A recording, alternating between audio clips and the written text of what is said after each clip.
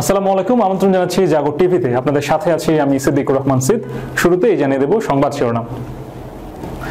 আবারও বিপর্যয়ে Golani brigade, হিজবুল্লাহর সঙ্গে ভয়াবহ বন্দুকযুদ্ধে ইসরায়েলের 6 সেনা নিহত। হিজবুল্লাহর হামলায় লন্ডভন্ড তেল আবিবে ইসরায়েলি সামরিক ঘাঁটি। ইসরায়েলের বিরুদ্ধে অবস্থান নেয় রাশিয়া চীনের প্রশংসায় পঞ্চমুখ এরদোগান। সেনাদের প্রকৃত মৃত্যুর সংখ্যা গোপন করছে ইসরায়েল, বিস্ফোরক তথ্য দিলেন ব্রিগেডিয়ার জেনারেল এলিয়াস হানা। ইমরানের মুক্তির দাবিতে বিক্ষোভে উত্তাল পাকিস্তান। শুরুতেই সংবিধান ভাঙার ঘোষণা ট্রাম্পের, ফের প্রেসিডেন্ট নির্বাচনে লড়ার ইঙ্গিত। দর্শক, শুনছিলেন শিরোনাম, এবারে বিস্তারিত। আবারও বিপর্যয়ে গোলানি ব্রিগেড, হিজবুল্লাহর সঙ্গে ভয়াবহ বন্দুকযুদ্ধে ইসরায়েলের 6 সেনা নিহত। লেবাননের ইসলামী প্রতিরোধ আন্দোলন হিজবুল্লাহ যোদ্ধাদের সঙ্গে বন্দুকযুদ্ধে ইসরায়েলের আরও 6 সেনা নিহত হয়েছে।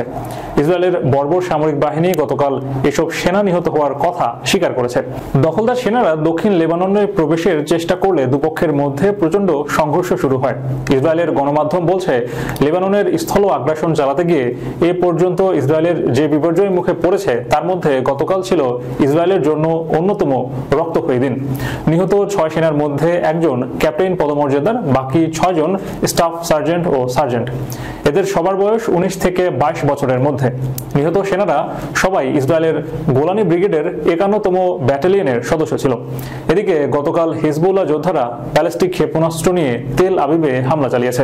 এর মধ্য দিয়ে ইসরায়েলের বিরুদ্ধে লড়াইয়ে হিজবুল্লাহর যোদ্ধারা দূরপাল্লার ব্যালিস্টিক ক্ষেপণাস্ত্র ব্যবহারের সূচনা করল। হিজবুল্লাহ জানিয়েছে, তারা 120 কিলোমিটার দূরের লক্ষ্যবস্তুকে সুনির্দিষ্টভাবে হামলা চালাতে সক্ষম হয়েছে। প্রেস টিভি বলছে, হিজবুল্লাহ যোদ্ধারা গতকাল তেল আবিবে ইসরায়েলের যুদ্ধ মন্ত্রণালয়, ইসরায়েলি বর্বর সামরিক বাহিনীর জেনারেল স্টাফের কার্যালয় এবং যুদ্ধ ব্যবস্থা ও বিমান বাহিনীর কন্ট্রোল অ্যান্ড সুপারভিশন অথরিটির অবস্থানে হামলা চালায়। হিজবুল্লাহর হামলায় লন্ডভন্ড তেল আবিবে ইসরায়েলি সামরিক ঘাঁটি। লেবাননের সশস্ত্র গোষ্ঠী হিজবুল্লাহর ইসরায়েলের তেল আবিবে হাকিরিয়া সামরিক ঘাঁটিতে ড্রোন হামলা চালিয়েছে বলে সংগঠনটির পক্ষ থেকে দাবি করা হয়েছে। গতকাল বুধবার সংগঠনটি জানায়, তারা সেখানে প্রথমবারের মতো হামলা করেছে। তবে তেল আবিব শহরের ব্যস্ততম এই এলাকায় হামলা কিংবা এর প্রভাবে সংক্রান্ত কোনো খবর পাওয়া যায়নি। তবে তেল আবিবে শহরের ব্যস্ততম এই এলাকায় হামলা কিংবা এর প্রভাব সংক্রান্ত কোনো তথ্য পাওয়া যায়নি। শহরে কোনো হামলার কোনো সতর্ক ধ্বনিও শোনা যায়নি। হিজবুল্লাহর এই দাবি সম্পর্কে তাৎক্ষণিকভাবে ইসরায়েলি সামরিক বাহিনীর পক্ষ থেকে কোনো মন্তব্য আসেনি। তেল আবিবে অবস্থানরত রয়টার্স সাংবাদিকের হামলার কোনো সতর্ক ধ্বনি শুনতে পাননি বলে জানিয়েছে। তাছাড়া সামরিক বাহিনীও এ ব্যাপারে কিছু জানায়নি। হিজবুল্লাহর হামলার দাবি করার 1 ঘন্টা পরও এর ফলাফল সম্পর্কে আর কোনো দাবি করতে কিংবা কোনো তথ্য দেয়নি। তেল আবিবে হাকিরিয়া সামরিক ঘাঁটি সামরিক বাহিনীর এবং সরকারের মূল কেন্দ্র। যুদ্ধ বিষয়ক মন্ত্রী পরিষদ সহ অনেকগুলো সামরিক ইউনিটের প্রধান কার্যালয় এটি। ঘাঁটিটি তেল আবিবের শহরের ব্যস্ততম এই এলাকায় একটি শপিং মল ও একটি রেস্টুরেন্টের পাশে অবস্থিত। এর আগে গত মাসের শেষ দিকে ইসরায়েলের আরেকটি সামরিক ঘাঁটিতে হামলার দাবি করেছিল হিজবুল্লাহ। তেল আবিব শহরের উপকণ্ঠে সামরিক গোয়েন্দা ইউনিটের ওই ঘাঁটির হামলার পর তেল আবিবে জরুরি অবস্থা জারি করা হয়। ইসরায়েলের বিরুদ্ধে অবস্থান নেয় রাশিয়া ও চীনের প্রশংসায় পঞ্চমুখ এরদোগান। রাশিয়া ও চীন ইসরায়েলের বিরুদ্ধে অস্ত্র নিষেধাজ্ঞা প্রবর্তনের উদ্যোগে স্বাক্ষর করেছে। তুরস্ক এটাকে অত্যন্ত তাৎপর্যপূর্ণ হিসেবে দেখছে।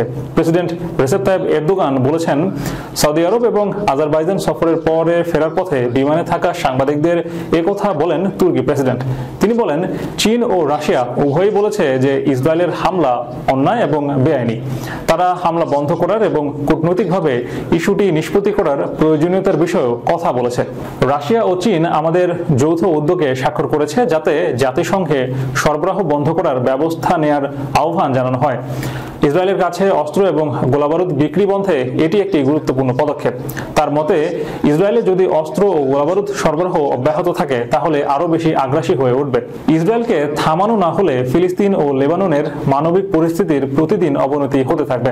এরদোগান আরও বলেন, যতদিন মানবিক সাহায্য অবাধে বিতরণ করা না হয় ততদিন সেখানে ওষুধের অভাবে, ক্ষুধা, তৃষ্ণা এবং নির্দয় হামলায় কারণে প্রতিদিন মানুষ মারা যাবে। এ সময় তিনি জানান, ইসরায়েলের সাথে তার দেশ সব ধরনের ধরনের সম্পর্ক ছিন্ন করেছে।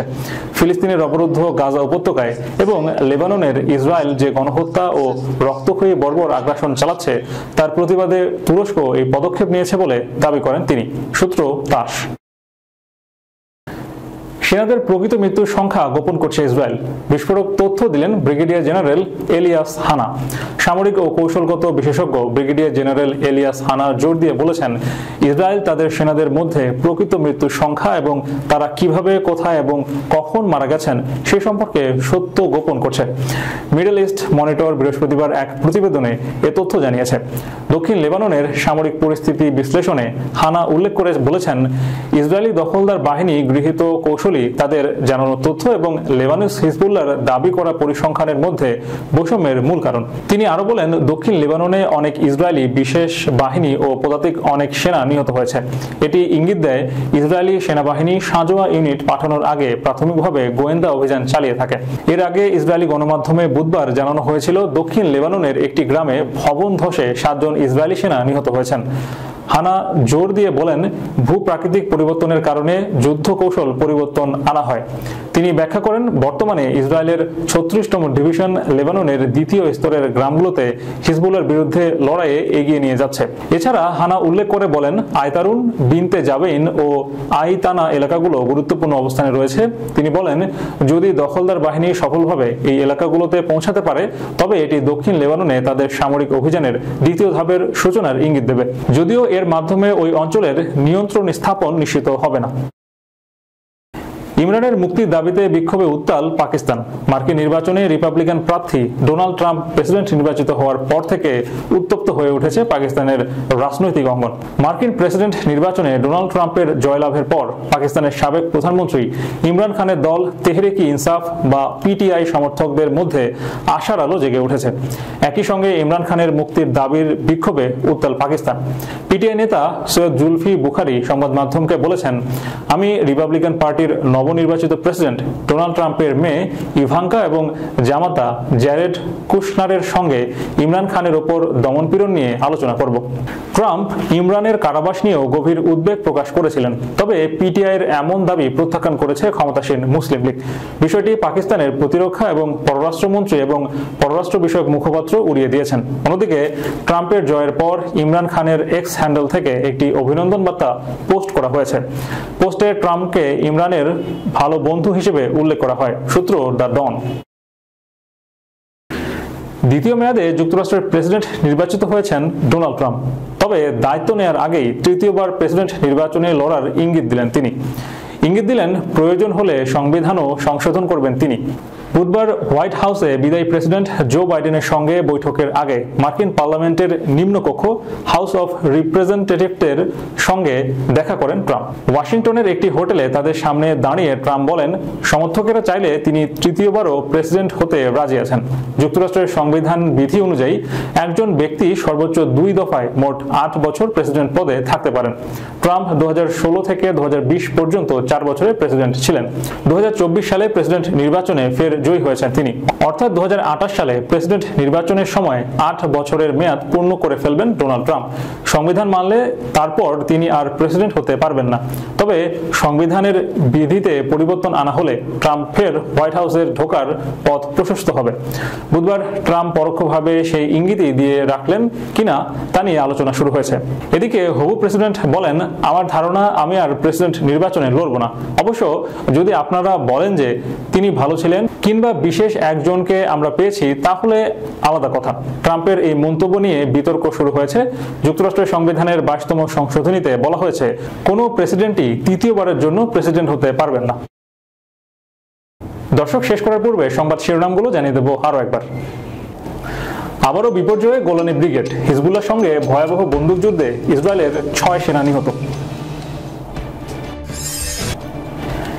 হিজবুল্লাহর হামলায় লন্ডভন্ড তেল আবিবে ইসরায়েলি সামরিক ঘাঁটি। ইসরায়েলের বিরুদ্ধে অবস্থান নেয় রাশিয়া চীনের প্রশংসায় পঞ্চমুখ এরদোগান। সেনাদের প্রকৃত মৃত্যুর সংখ্যা গোপন করছে ইসরায়েল। বিস্ফোরক তথ্য দিলেন ব্রিগেডিয়ার জেনারেল এলিয়াস হানা। ইমরানের মুক্তির দাবিতে বিক্ষোভে উত্তাল পাকিস্তান। শুরুতেই সংবিধান ভাঙার ঘোষণা ট্রাম্পের, ফের প্রেসিডেন্ট নির্বাচনে লড়ার ইঙ্গিত। এই ছিল এখনকার মতো। এতক্ষণ আমাদের সাথে থাকার জন্য ধন্যবাদ সবাইকে। আল্লাহ হাফেজ।